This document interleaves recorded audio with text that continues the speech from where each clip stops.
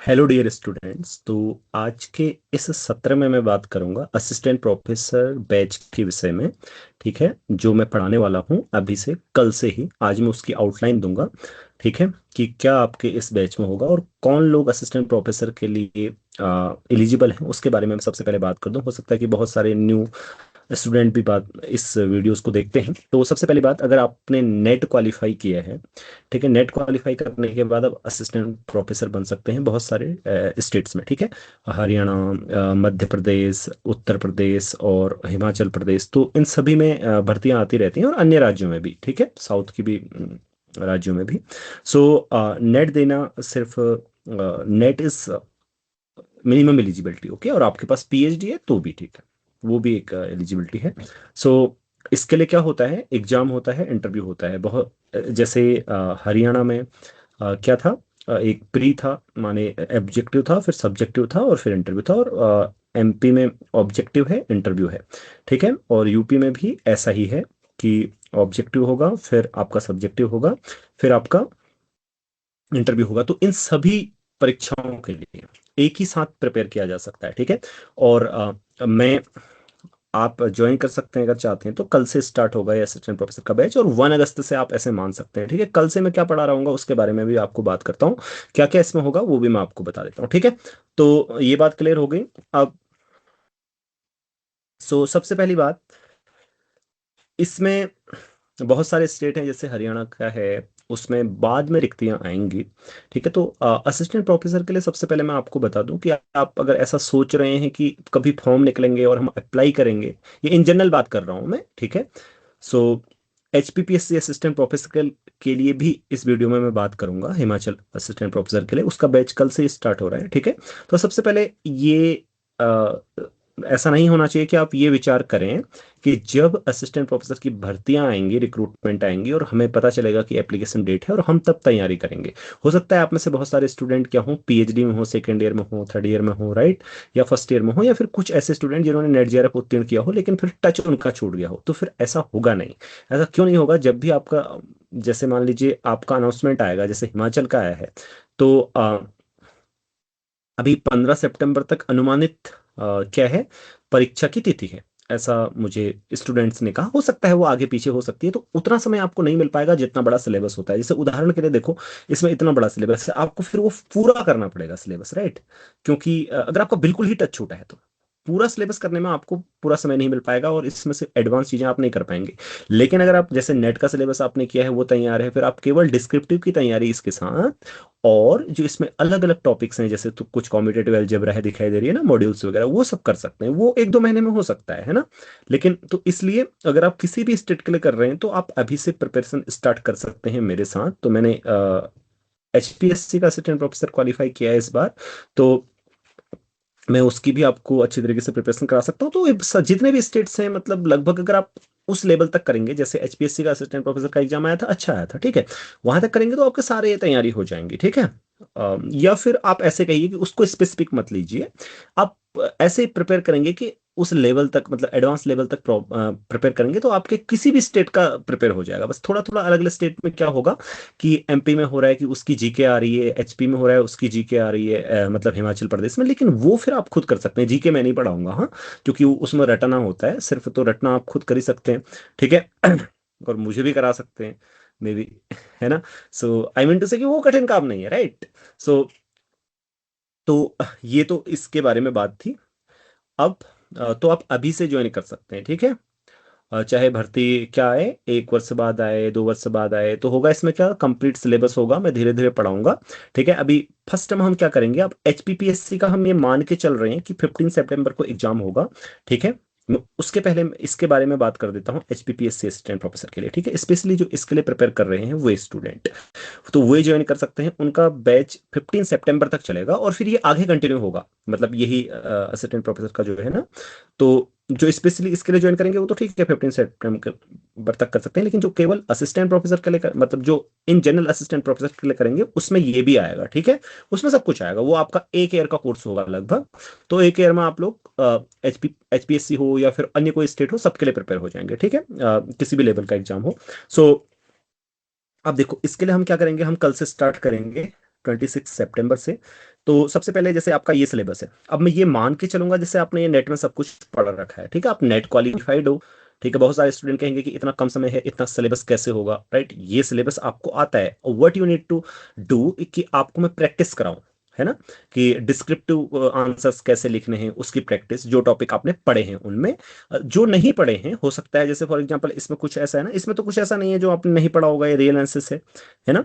सो जैसे inner product space अगर आपने नहीं पढ़ा है, इसमें जो नीचे ये सब चीजें हैं वो मैं पढ़ा दूंगा, और उनकी डिस्क्रिप्टिव भी आपको कैसे लिखने हैं उनकी अच्छी अच्छी प्रॉब्लम्स रख दूंगा, और थ्योरम्स के प्रूफ्स वगैरह वो सब कराऊंगा आपको, ठीक है।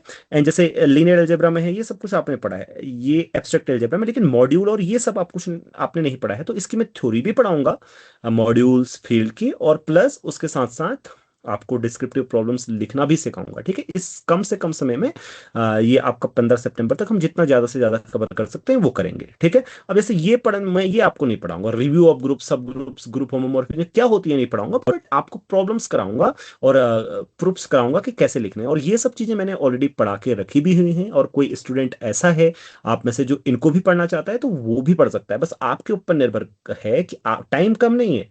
टाइम अगर आप कर सकते हो तो मेरे पास सब कुछ है, ये सब कुछ मैंने पढ़ाया हुआ है, मैं आपको रिकॉर्डेड दे दूंगा, ठीक है। तो वो आप कर सकते हैं, सब कुछ प्रूफ है वहां पे, डिस्क्रिप्टिव प्रॉब्लम्स हैं, एवरीथिंग। जो नहीं है जैसे मॉड्यूल से अभी तक नहीं पढ़ाया मैंने, कम्यूटेटिव अलजेब्रा, तो ये मैं पढ़ा दूंगा, ठीक है। इसमें से फील्ड थ्योरी पढ़ा दूंगा हर किसी टॉपिक में।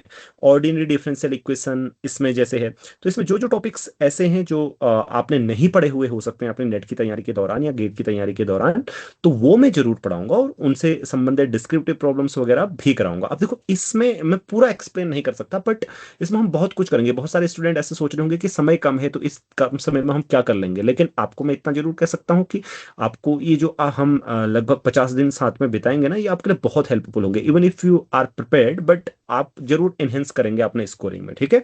सो तो ये पार्शियल डिफरेंशियल इक्वेशन में भी ऐसे ही, न्यूमेरिकल डिफरेंशियल इक्वेशन में जैसे आपने अगर मैट्रिक स्पेसेस, वो मैंने बहुत अच्छी तरीके से पढ़ाया हुआ है, थ्योरी प्लस डिस्क्रिप्टिव प्रॉब्लम्स, वो भी आपको इसमें मिल जाएगा, ठीक है। पूरा कोर्स मिल जाएगा, सब कुछ ऑलरेडी रेडी है, आपके ऊपर डिपेंड है कि आप किस स्पीड से चीजें कर सकते हो, ठीक है। सो बिल्कुल आपका टाइम वेस्ट नहीं होगा। ये जैसे ये आपने हो सकता है ना पढ़ा हो, तो ये मैं इसको इसकी थ्योरी भी पढ़ा दूंगा, और प्रॉब्लम से भी आपको सिखा दूंगा, और डिस्क्रिप्टिव कैसे लिखना है, वो सब चीजें सिखा दूंगा, ठीक इसी तरीके से हर किसी सब्जेक्ट में, ठीक है, जो जो इसमें है। ओके, प्रोबेबिलिटी एंड स्टैटिस्टिक्स भी इवन, एंड सब कुछ तो इस तरीके से हम करेंगे। और इसके अतिरिक्त और मेरे पास समय रहा तो आपका जो फर्स्ट वाला एग्जाम है उसमें हिंदी है, इंग्लिश है, राइट, वो सब सिलेबस अगर आपने नहीं किया है तो वो भी मैं करा दूंगा, ठीक है। बट उसके लिए मैं कमिट नहीं कर सकता कि मैं कराऊंगा ही अवश्य, लेकिन बट उसकी जानकारी मुझे अच्छी है उस टाइप के सिलेबस की, वो मैंने किया है पहले अपने मतलब 9th 10th में, ठीक है, के दौरान मैंने किया है, तो अच्छे से मैं जानता हूँ, वो सब भी मैं करा दूंगा, ओके। तो यही हम करेंगे इस 15 सितंबर तक, ठीक है। प्रॉब्लम्स सीखेंगे, डिस्क्रिप्टिव आंसर्स कैसे लिखने हैं वो सब सीखेंगे, और इनसे संबंधित जो भी आपको सिलेबस में चाहिए सब कुछ होगा, ठीक है। रिकॉर्डेड प्लस लाइव होगा, बस इतनी इसकी आउटलाइन है। अब थोड़ा सा बात कर लेते हैं, हाँ वैभव कुछ कमेंट करना चाहते हैं, बताओ वैभव। जी सर, मैं एक चीज़ आपसे पूछना चाहता था। सर, ये हम्म। जो प्रोबेबिलिटी का पार्ट है जिसमें टेस्टिंग ऑफ द हाइपोथेसिस वगैरह है, तो हम्म। आप इसे भी करवाएँगे?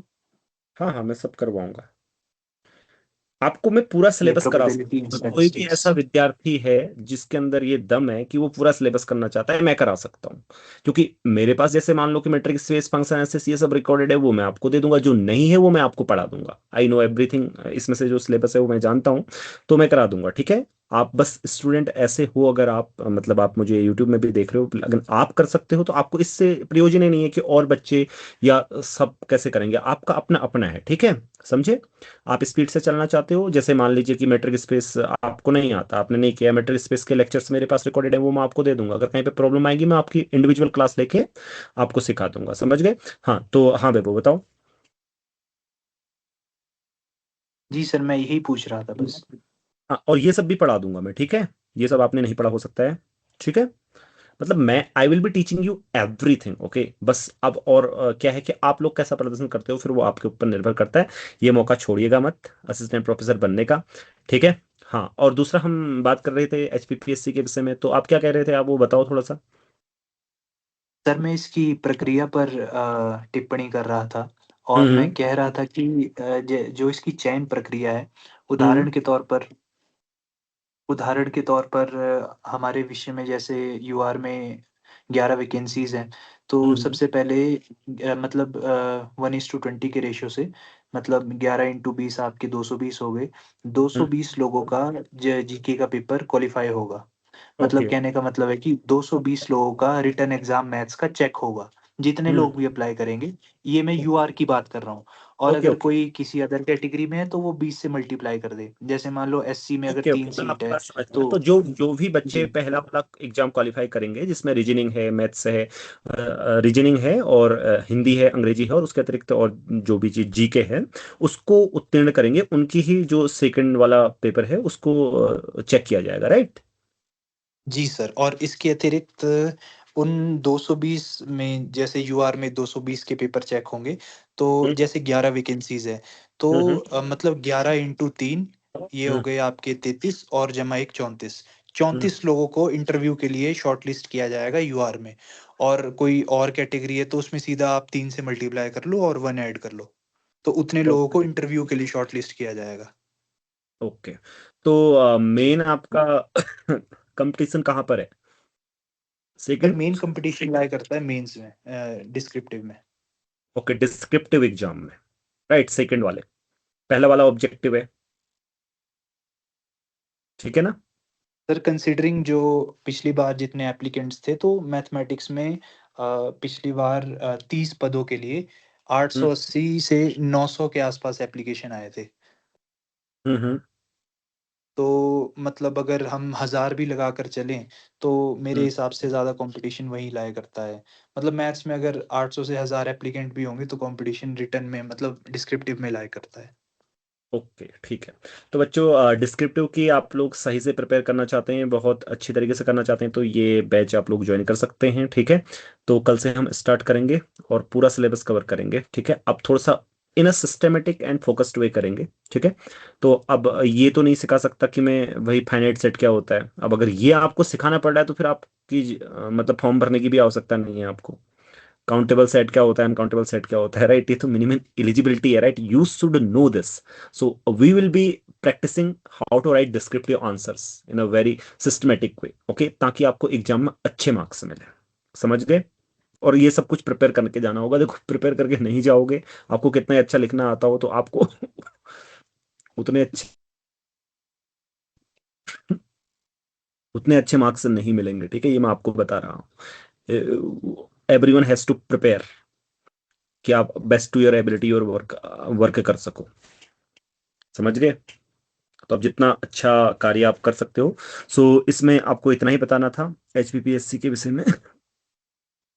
तो 15 सितंबर तक हम ये करेंगे। उसके बाद एमपीपीएससी का आपका 30 अगस्त को है एग्जाम, यूपी का भी है। तो इसमें वो सब सिलेबस जो कॉमन है, ठीक है, लगभग सिलेबस कॉमन है, कुछ टॉपिक्स रह जाएंगे, वो भी कवर होगा। ये उसके लिए भी है, स्पेशली एचपीपीएससी के लिए नहीं है, बट मैं एचपीपीएससी के लिए क्यों बात कर रहा हूँ, क्योंकि मेरे पास उसके स्टूडेंट अभी जो हैं वो ज्यादा हैं, बस बात इतनी है, वो ही है, ठीक है? मेरे पास यूपी के लिए कोई नहीं आया अभी, एमपीपी के लिए नहीं आया, बट ये भी हो जाएंगे। सिलेबस अलग नहीं है, ठीक है? इंटीग्रेटेड है, ये समझिए। एंड दूसरा, पीएचडी स्टूडेंट, ये क्या, बहुत सारे पीएचडी स्टूडेंट ऐसे हैं जो असिस्टेंट प्रोफेसर की भर्ती के लिए क्या करना चाहते होंगे, प्रिपेयर करना चाहते होंगे। तो वे लोग असिस्टेंट प्रोफेसर का बैच ज्वाइन कर सकते हैं। एचपीपीएससी का एग्जाम हो जाएगा 15 सितंबर को, उसके बाद या जब भी होगा अराउंड, तो उसके बाद आपकी जो प्रिपरेशन है वो कंटिन्यू रहेगी, ठीक है? हम आगे पढ़ते रहेंगे, आगे जब भी स्टेट में या किसी भी स्टेट में भर्ती आएगी, रिक्रूटमेंट आएगी, तो आप लोग वहां पे अपेयर हो सकते हैं, पहले से आप रेडी होंगे, ठीक है? तो पीएचडी के साथ साथ अगर आप प्रिपेयर करना चाहते हैं तो जरूर आपके लिए अच्छा अवसर है, कर सकते हैं। सो इसके अतिरिक्त शायद मैंने सभी बिंदुओं पर बात कर ली। सिलेबस सिलेबस लगभग सभी का सेम है, ठीक है? तो 15 सितंबर तक specially we will focus on HPPSC. और उसके बाद जो ज्वाइन होंगे, अगर मान लीजिए 15 को आपका एग्जाम नहीं होता है, आपका एग्जाम की डेट आ गई जनवरी में, तो मुझे बहुत टाइम मिल जाएगा, फिर मैं और आपको धीरे से और अच्छी तरीके से कराऊंगा, बट फीस आपकी रिवाइज्ड होगी, ठीक है? क्योंकि फिर मैं 6 मंथ का कोर्स हो जाएगा वो। समझ गए? ये सभी लोग ध्यान रखेंगे। लेकिन जो इंटीग्रेटेड कोर्स में है, बाय द वे, मान लीजिए जिन्होंने अभी इंटीग्रेटेड कोर्स ज्वाइन किया है, तो उसके अंदर ये असिस्टेंट प्रोफेसर भी आएगा, ठीक है? ये ध्यान रखिएगा, अगर कुछ बच्चे ऐसे हैं आप में से जो अभी करेंगे बैच को ज्वाइन, मान लीजिए फॉर द बिंग टाइम आप अभी मुझे सुन रहे हैं, अभी करेंगे इंटीग्रेटेड कोर्स करेंगे तो सब कुछ आएगा। Integrated means everything, okay. So और जिनका, ऐसे स्टूडेंट भी हैं जिनका अभी इंटीग्रेटेड कोर्स जिन्होंने ज्वाइन किया था वो अभी एक्सपायर हो गया, तो फिर वो ये ज्वाइन कर सकते हैं, ठीक है। इसके बारे में इंग मैथमेटिक्स में कांटेक्ट कर सकते हैं। और इसके अतिरिक्त और कुछ बिंदु हैं जिन पर मैं बात कर सकता हूँ। तो कल से हम स्टार्ट कर रहे हैं। कल हम क्या पढ़ेंगे वो भी मैं आपको बता देता हूँ। कल हम पढ़ेंगे, यहाँ से स्टार्ट करते हैं, ठीक है। तो कल, क्योंकि पहले मैं आपको वो सब पढ़ा देता हूँ जो आपने कभी नहीं पढ़ा है। मान लीजिए नेट की तैयारी कर रहे हो तो नहीं पढ़ा है, या मे भी हो सकता है पढ़ा भी हो तो, लेकिन बहुत सारे मेजोरिटी ने ये नहीं पढ़ा होगा ना। सो कल कल से ये स्टार्ट करेंगे, ठीक है। कम्यूटेटिव अलजेब्रा, उसके बाद फिर जो भी है उसके बाद डिसाइड कर लेंगे, ठीक है। सो आज के लिए मुझे इतना ही कहना था। हाँ, या क्वेश्चंस। सर मैंने तीनों के वो सिलेबस आपके उसमें भेज दिया ग्रुप में, तो मैं सिलेबस, आपके पर्सनल में। ओके ओके, मैं सिलेबस भी चेक कर लेता हूँ, कुछ डिफरेंट है। हाँ, मैं ये भी बता देता हूँ, मैं एमपीपीएससी का भी पढ़ा दूंगा इसमें, जो एक्स्ट्रा सिलेबस सिलेबस है, हाँ वो मैं आपको बता देता हूँ। इसके अतिरिक्त अगर कुछ है तो, है भी कुछ, मैं देख लेता हूँ ये किसका है। ये एमपीपीएससी का है। हम्म। ये discrete mathematics, logic algebra and trigonometry वगैरह उसमें है ना, एमपी में। तो I will be teaching yes this sir. Also, okay. I will be covering syllabus of MPPSC. अगस्त 30 से पहले कर दूंगा इसी वाले बैच में। आप लोग अगर एमपी के लिए प्रिपेयर कर रहे हो तो जो भी आपने नहीं पढ़ा है, मतलब ना, कुछ जो पढ़ा है वो तो ठीक है, जो नहीं पढ़ा है वो मैं इसमें कवर कर दूंगा, ठीक है। इसमें तो ऑब्जेक्टिव ही है, बट आप ज्यादा से ज्यादा मार्क्स ला सको, इसलिए ज्यादा मार्क्स लाना बहुत आवश्यक है ऑब्जेक्टिव में एमपीपीएससी के, या उसमें सब्जेक्टिव में एचपीपीएससी के, ताकि आपका चयन होने में सुविधा हो, ठीक है। आपको इस बात की चिंता ना हो कि इंटरव्यू पे डिपेंडेंट ही ना हो, इतने अच्छे मार्क्स से लाओ। तो इसमें भी हाँ सब कुछ कवर हो जाएगा। कॉमन सिलेबस है एमपी का भी, और यूपी का कौन सा है ये, नहीं ये तो एमपी का, नहीं आपने जो तीसरा भेजा है मुझे, यूपी का कहाँ है? हम्म। सर ये सिलेबस आप सर शेयर एक भी कर देंगे ग्रुप में।